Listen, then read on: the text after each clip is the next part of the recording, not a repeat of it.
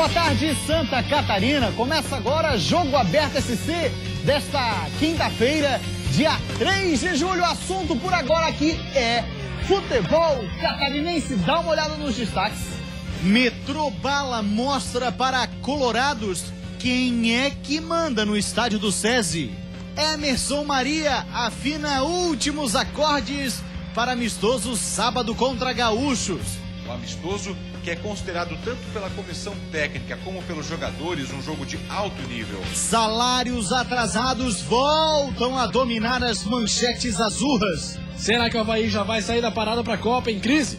Maílson melhor que o craque colombiano James Rodrigues?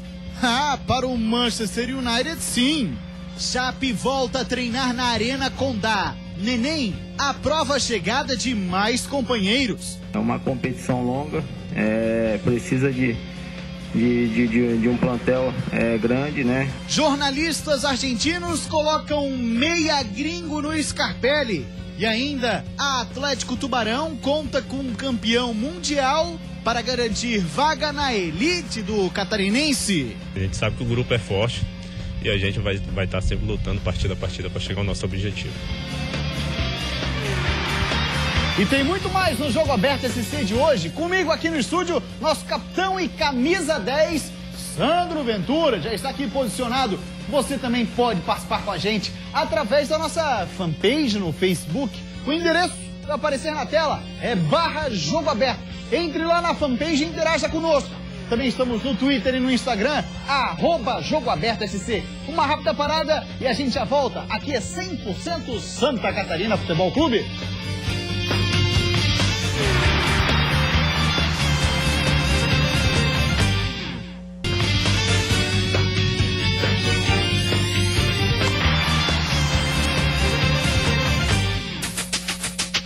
Muito boa tarde, Santa Catarina. Começamos então agora pra valer o Jogo Aberto SC. Vamos começar destacando a segunda divisão do Campeonato Catarinense.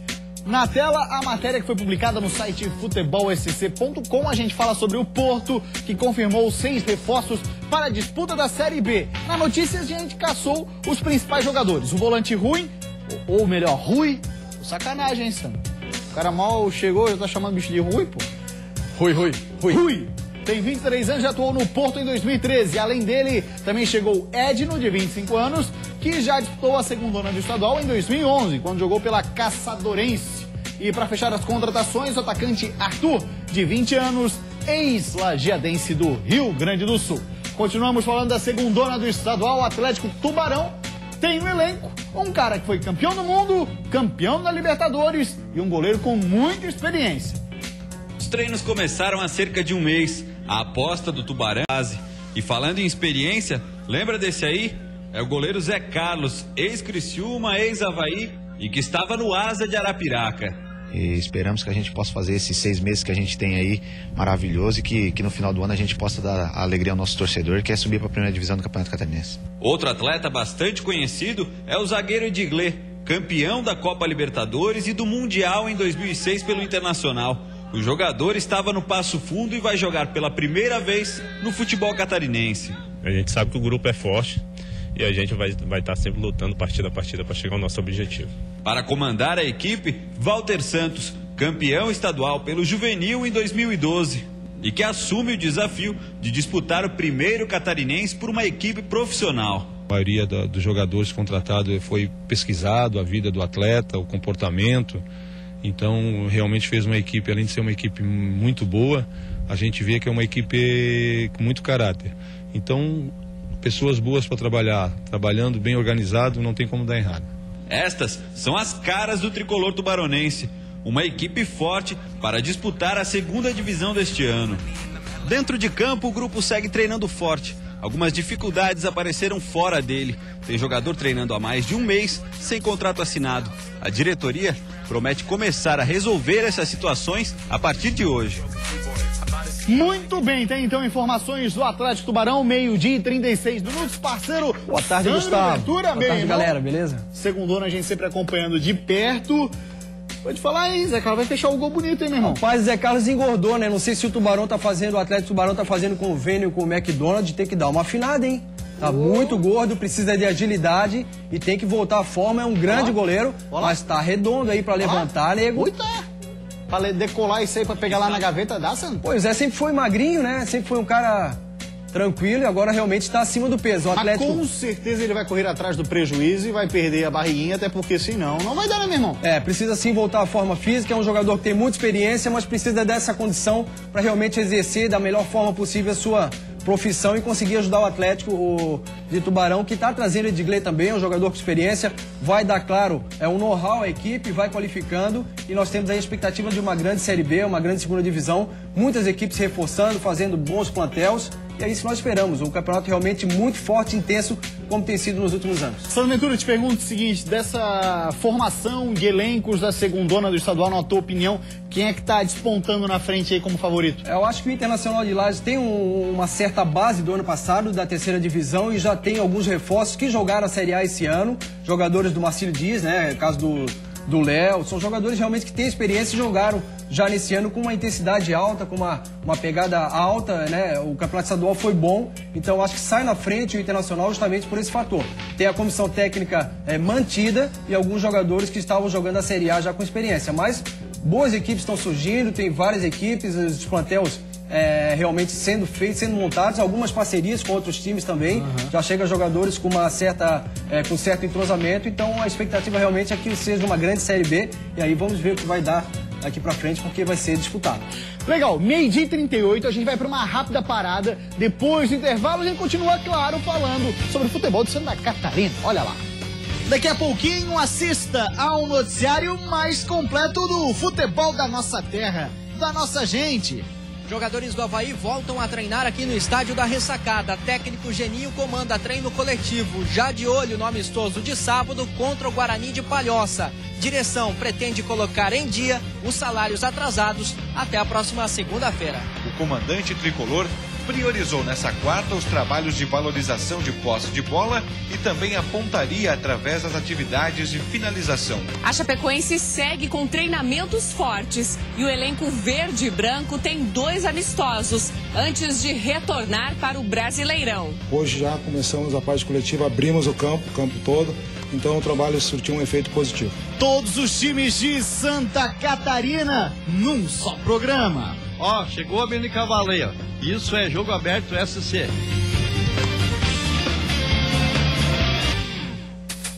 Voltamos com o Jogo Aberto SC, 12h41. Vamos agora falar de Avaí. O assunto do momento na Ressacada, salário atrasado. De novo, novela repetida.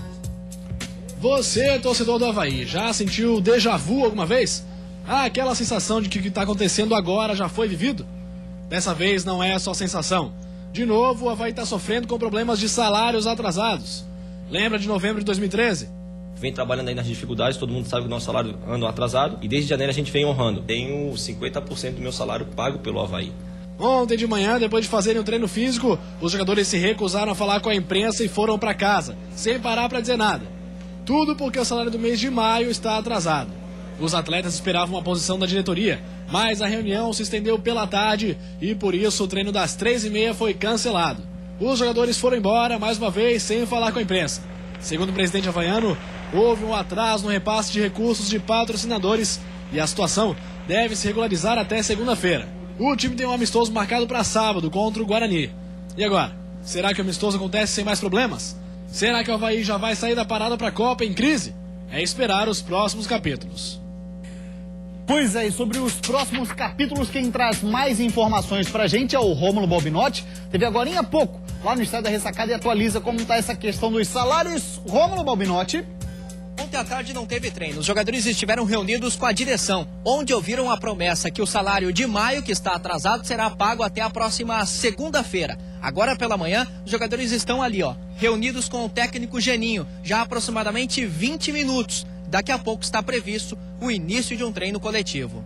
Geninho postou o time titular com Thiago Carleto na lateral esquerda. A formação inicial teve Wagner, Bocão, Pablo Antônio Carlos e Thiago Carleto, Eduardo Costa, Diego Felipe, Kleber Santana e Marquinhos, Anderson Lopes e Paulo Sérgio. Depois de alguns minutos, pausa para ajeitar a marcação. Anderson Lopes marcou o gol dos titulares. Eduardo Neto quase empatou para os reservas nesse chute do meio da rua.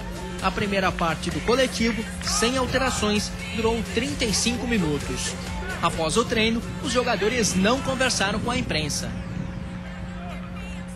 Pois é, rapaziada, tá treinando, quero saber da opinião dele. Sandro Ventura, 12h44, quando o salário não pinta na conta do jogador, a rapaziada não gosta, assim como qualquer outro trabalhador. Não poderia ser diferente, Gustavo, é muito difícil você chegar a um objetivo com problemas administrativos no caso dos salários atrasados. O Avaí já passou por esse problema e nós achávamos que realmente era um problema superado, mas voltou a aparecer. A promessa de pagar até sexta-feira ou segunda-feira já dá uma tranquilidade, mas tem que cumprir. Passando de segunda-feira, vai ficar muito difícil de conduzir os treinamentos. O Geninho está chegando e já se depara com esse problema e dificilmente eu já vi no futebol algumas equipes chegarem aos seus objetivos com esses problemas de salários atrasados. Então, o Avaí precisa resolver para dar tranquilidade para o novo treinador, para que os jogadores possam exercer de uma forma muito tranquila e focar somente dentro do campo no trabalho, para aí sim voltar para a Série B em busca do objetivo principal, que é o acesso, mas com tranquilidade. Pois é, Sandro, essa tranquilidade, claro, tem a parte do salário. O torcedor pensa assim, o cara não tá recebendo, vai fazer corpo mole? Não é isso, né, Sandro? É a semana toda de trabalho de um treinador que fica comprometido. Afinal de contas, o cara tem conta para pagar. O aluguel tá vencendo, a prestação do carro tá vencendo, enfim, uma série de coisas e precisa manter em dia, não tá com a cabeça tranquila para trabalhar, porque tá pensando no lado financeiro, que para todo mundo é muito complicado. Ou você de casa gosta de ter um cobrador na sua porta? Com certeza, não só para os jogadores, atletas, mas também com a parte de funcionários do clube. E aí o clima começa a ficar pesado, aí o roupeiro já fica chateado, a roupa já não vem lavada, já não vem dobrada, e o massagista também já começa a se sentir mal, porque tem os salários menores do que os jogadores, que às vezes conseguem se manter com aquilo que ganham, mas aí fica complicado num todo. Então, essa é uma situação que precisa ser resolvida o mais rápido possível, porque o atleta profissional ou qualquer profissional precisa realmente dar tranquilidade financeira, trabalha, os recursos têm que cair na conta, então é fundamental a manutenção do salário em dia para que os atletas possam focar somente no trabalho e depois até não venham a usar isso como álibi, como de motivação, como falta de interesse, aqueles fatores que a gente ouve falar sempre que é um problema desse tipo. O futebol brasileiro vai ter muito problema financeiro, Sandra, até o momento em que o dirigente não for responsabilizado. Porque é muito fácil, né? O cara tá lá sentado... Não tô dizendo que é o caso do Avaí, mas é muito fácil, né? O cara tá lá sentado na cadeira, contrata fulano, beltrano, promete X de salário, depois ele vai embora. Pra ele não fica ônus nenhum, fica pro clube, pra instituição. Então ter a cabeça no lugar na hora de montar o elenco é fundamental. E o Avaí tá pagando por esse motivo. E eu diria mais, Gustavo. Na hora de montar, na hora de contratar e na hora de manutenção de elenco também. Se vê que a receita não dá para ter um elenco com salários diferenciados, como é o caso do Avaí, que nós sabemos que alguns jogadores têm um salário diferenciado e por merecimento, são jogadores que têm uma qualidade técnica diferenciada, por isso que são valorizados, você monta o elenco dentro daquilo que você pode pagar. Porque é muito mais fácil, muito mais tranquilo você chegar a um objetivo com as coisas em dia, mesmo com um plantel reduzido, com um plantel um pouco mais discreto, um pouco mais limitado em salários, do que você ter grandes jogadores com salários atrasados. Aí começa realmente a conturbar uma bola de neve e vai acarretando os problemas. A dívida trabalhista, aí uma série de coisas, né? A ação na justiça, enfim. 12h47, agora vamos falar, Sandro Ventura, do Joinville. O técnico Emerson Maria está preparando o time e vai jogar contra o Inter de Porto Alegre, que ontem foi muito bem recebido no estádio César. Daqui a pouco tem a matéria. O Joinville segue o ritmo de treino no CT no Morro do Meio. Depois da recuperação física da intertemporada, o técnico Emerson Maria começa a aprimorar o treino tático e técnico. O comandante tricolor priorizou nessa quarta os trabalhos de valorização de posse de bola e também a pontaria através das atividades de finalização. O Jeque enfrenta o Ceará no dia 15 em Fortaleza, mas antes de jogar contra o líder da Série B, o Coelho tem uma boa oportunidade para testar o atual elenco e os reforços. No sábado, a equipe enfrenta o Internacional na Arena às 3 horas da tarde. O amistoso, que é considerado tanto pela comissão técnica como pelos jogadores um jogo de alto nível. Para esse jogo, 2 jogadores ainda não estão confirmados. O lateral esquerdo Bruno Colasso, que sentiu dores musculares e já começou os trabalhos físicos, e o zagueiro Thiago Medeiros, que teve uma lesão no adutor da coxa e já está na fase de transição. O Joinville, que se reforçou nessa pausa para a Copa, e o técnico Emerson Maria manteve a tranquilidade, a seriedade do trabalho e um planejamento muito interessante que eu acho que o Joinville vai colher sim, já a partir do próximo jogo, que é contra o Ceará, Sandro. O Jack está assim, desde o início do ano, uma situação muito tranquila, vem trabalhando do ano passado já também com uma base, o treinador foi mantido, é uma equipe muito forte, acerta nas contratações, dificilmente o Jack tem problemas com contratações, jogadores que vêm são muito bem estudados, muito bem contratados e está no caminho certo, continua trabalhando forte, mantém os salários em dias, essas são as informações que nós temos realmente, que o presidente Nereu dá prioridade a essa condição de salário para os jogadores terem a tranquilidade e isso sim leva uma equipe a chegar aos seus objetivos. Tomara que o Jack continue na mesma batida, já nesse retorno, tem um amistoso importante contra o Inter, um bom teste e aí vai preparado para pegar o Ceará. As contratações do Joinville que ficam sob responsabilidade também do Léo Franco, né? Faz um ótimo trabalho. Além do Léo, tem o César Sampaio, tem o Ramon também que ajuda na condição de auxiliar técnico. É uma comissão técnica experiente, conhece demais de futebol, tiveram dentro do campo alguns membros da comissão técnica, outros com experiência fora, então vai agregando realmente conhecimento para que as coisas deem certo e nós torcemos para que o Jack continue forte até o final do ano. Pois é, e quem tá chegando no Criciúma, já chegou, tá treinando, é ele, Zé do Gol, Zé Carlos. Ficou um tempo no exterior. Como é que será que foram as temporadas do Zé do Gol longe da tão querida Criciúma? Vamos dar uma olhadinha. Essa cena você já viu muito por aqui. Mas como será que foi o desempenho do Zé do Gol depois que ele saiu do Tigre? Os números provam que ele não desaprendeu. Foram 38 jogos e 15 já do Emirados Árabes, foram 28 jogos e 14 gols. Uma média de 1 gol a cada 2 partidas. Pelo Shanxun Yatai da China, Zé balançou as redes apenas uma vez. Já nos Emirados Árabes ele fez gol de tudo quanto é jeito. Só de pênalti foram 5 vezes. ضربة الجزاء الآن زي كارلوس حطها جول للملك. Ainda na bola parada ele marcou 1 gol de falta. De cabeça foram outros 2 gols. على أهمية نقاط المباراة كرة جول جول كارلوس بيريرا يتقدم البرازيل. 6 deles foram ao melhor estilo Zé Carlos. Artilheiro, deu para perceber que o Zé do Gol continua sabendo o caminho da glória para os centroavantes. Agora só resta esperar e torcer para que no Tigre ele continue fazendo o que melhor sabe fazer.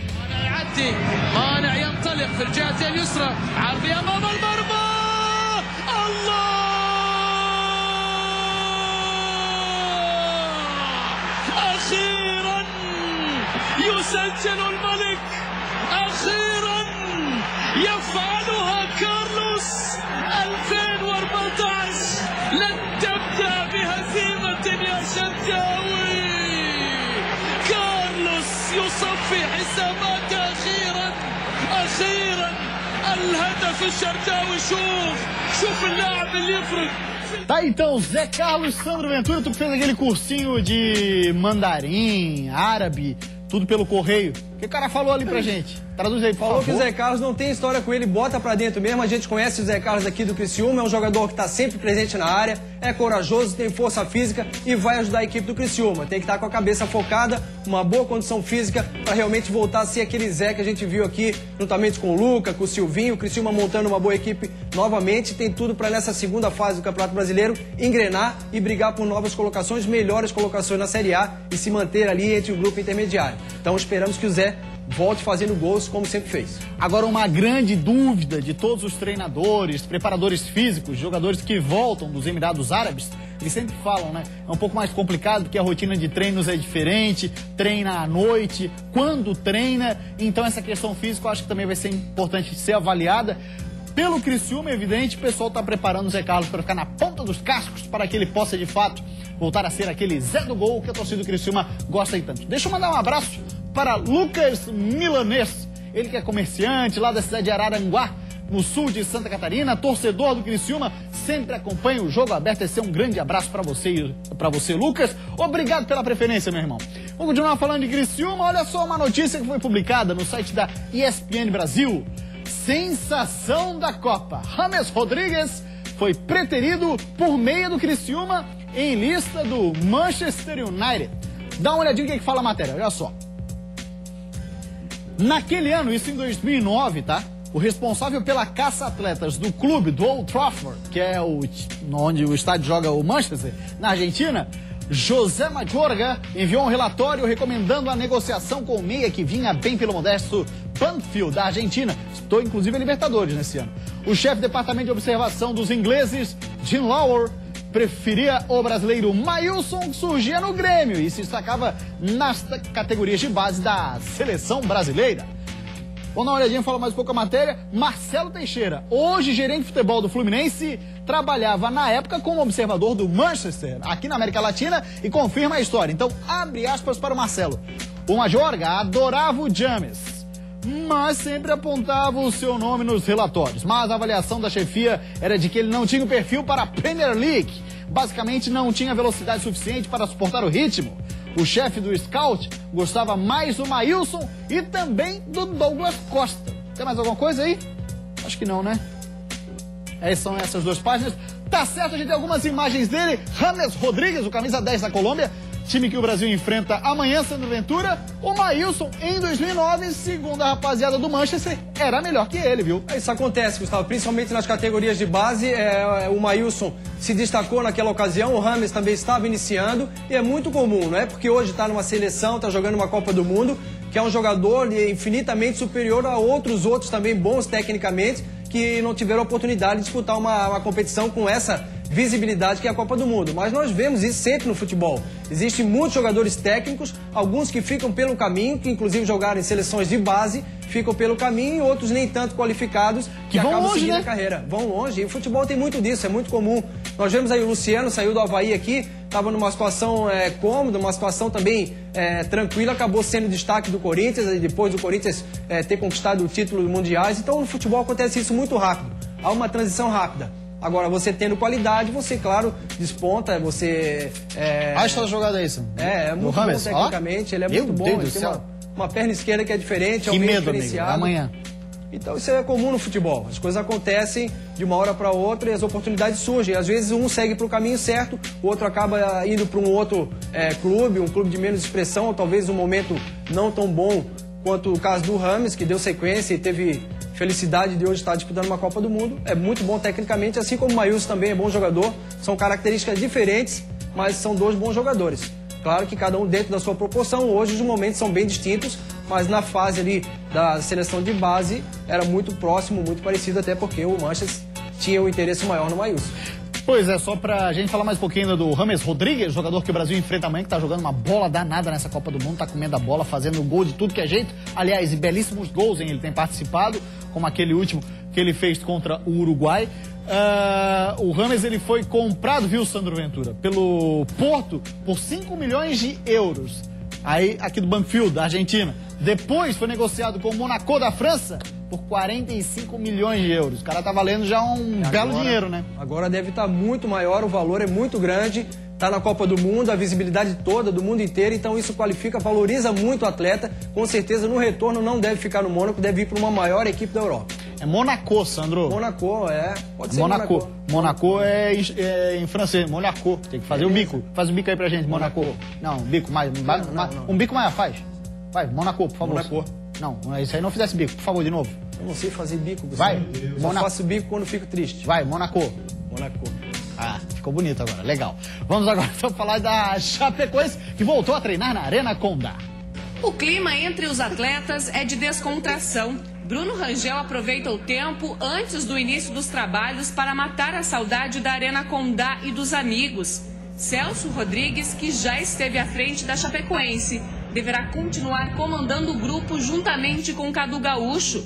O primeiro coletivo, na tarde desta quarta-feira, serviu para avaliar o desempenho dos atletas. Depois de 30 dias, a gente teve o retorno, a gente deu 2 semanas a prioridade, primeiro a parte física e trabalhos técnicos. Hoje já começamos a parte coletiva, abrimos o campo todo, então o trabalho surtiu um efeito positivo. Enquanto os olhares estão voltados para a Copa do Mundo, a Chapecoense está focada nos treinamentos, porque precisa de resultados positivos para se manter na competição.